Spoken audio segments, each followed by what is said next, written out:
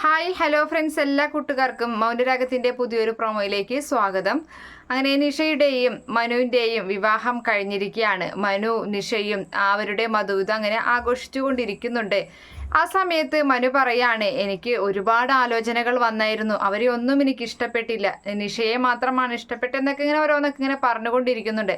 അതിനുശേഷം കാണിക്കുന്നത് നമ്മുടെ രാഹുലാണെങ്കിൽ രൂപയുടെ അരികിൽ വന്നിരിക്കുകയാണ്. രൂപയോട് പറയുന്നുണ്ട്, ഈ ഒരു എത്രയും വേഗം മനോഹരനെ എൻ്റെ മകളുടെ ജീവിതത്തിൽ നിന്നും ഞാൻ അടർത്തി മാറ്റും. അങ്ങനെ ചെയ്തു കഴിഞ്ഞാൽ നിന്റെ മകനെ എനിക്ക് തരാമെന്ന്, എൻ്റെ മരുമകനാക്കാമെന്ന് നീ എനിക്കൊരു വാക്ക് തന്നിട്ടുണ്ടായിരുന്നു, ആ വാക്ക് മറന്നിട്ടില്ലല്ലോ എന്നൊക്കെ ചോദിക്കുകയാണ്.